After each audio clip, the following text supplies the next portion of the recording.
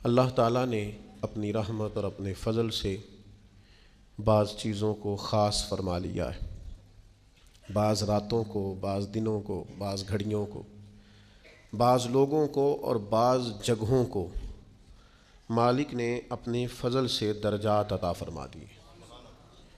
لیلۃ القدر کی رات 1000 مہینوں سے افضل رات ہے ایک رات ہو کر۔ اللہ کی شان ہے، اس نے فضیلت عطا فرما دی۔ جمعے کا دن ایک دن ہی ہے لیکن سید الایام ہے، تمام دنوں کا سردار ہے۔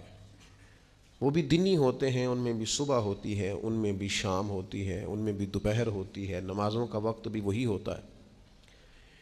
اس میں بھی نیند آتی ہے، اس میں بھی بھوک لگتی ہے، اس میں بھی لوگ سوتے جاگتے ہیں، لیکن کہا جاتا ہے یہ رمضان کے دن ہے اور اس میں تم ایک نیکی کرو گے تو اللہ 70 گنا اجر عطا فرمائے گا۔ تو اللہ کی شان ہے۔ اسی طرح بعض جگہیں ہیں، آپ گھر میں اکیلے نماز پڑھیں تو ایک نماز کا ثواب ہے، مسجد آ جائیں باجماعت پڑھیں، جگہ بدل گئی 27 نمازوں کا ثواب دیا جائے گا۔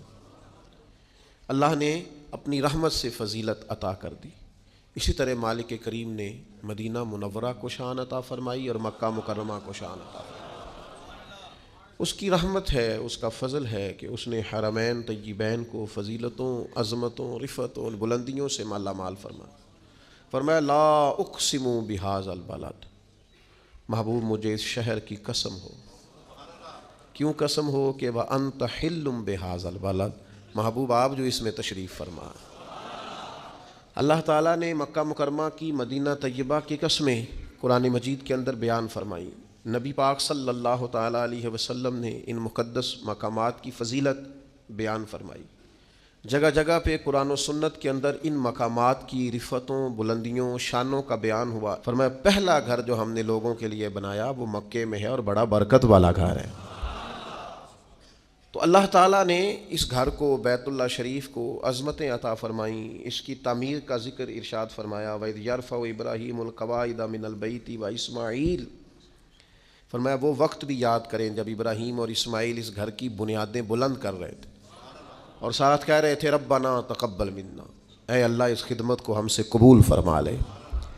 اللہ تبارک و تعالیٰ نے مقامات مقدسہ کی فضیلت کو بیان کیا۔ نبی پاک علیہ السلام نے اس کی عظمت کا بیان فرمایا۔ حضور نے فرمایا جو شخص بیت المقدس میں نماز پڑھے، ایک نماز نہیں 25,000 نمازوں کا ثواب دیا جائے گا، اور جو مسجد نبوی میں نماز پڑھے ایک نماز پر 50,000 نمازوں کا ثواب پائے، اور جو حرم مکہ میں نماز پڑھے ایک نماز پر 1,00,000 کا ثواب اللہ عطا فرمائے۔ اللہ تعالیٰ نے پھر یہ بھی کرم کیا کہ مسلمانوں کے دلوں میں مکے اور مدینے کی محبت کو پیدا فرمایا۔ چھوٹے چھوٹے بچے، عمر رسیدہ بزرگ، ضعیف العمر لوگ اللہ کے فضل اور اس کی توفیق سے بیمار بھی، کمزور بھی، ان کے دل کھنچے چلے جاتے ہیں بیت اللہ شریف کی طرف۔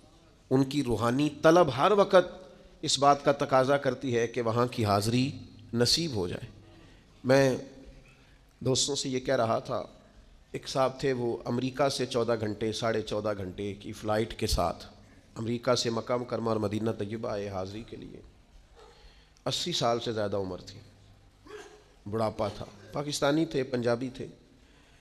احرام باندھنے کا سٹائل ٹھیک نہیں تھا، تو مجھے ایک صاحب نے کہا کہ انہوں نے مسئلہ دسو تہاڈا عمرہ نہیں ہویا۔ میں نے کہا یار ہو سکتا ہے ساری کتابیں بھی یہی کہتی ہوں جو آپ کہہ رہے ہیں، پر 80 سال کے بڑھاپے میں 14.5 گھنٹے مسلسل بیٹھ کر اتنی مشقت سہ کے جس کو کریم نے اپنے گھر بلایا ہے، مجھے مشکل لگتا ہے اسے کہہ دوں کہ تیرا عمرہ نہیں ہوا۔ میرے لیے ذرا مشکل ہے یہ مسئلہ بتانا۔ میں یہ بتا سکتا ہوں کہ یہ جو آپ نے احرام باندھا ہے اور یہ جو آپ نے کچھ کیا ہے معاملہ، اس میں یہ والی چیز درست نہیں ہے، پر میں یہ لفظ کہوں کہ تیرا عمر، میں کہوں میرے بس کی بات نہیں ہے۔ حضرت فضیل ابن عیاض فرماتے ہیں وہ بلاتا ہی اسے ہے جس کا اس نے قبول فرمانا ہوتا ہے۔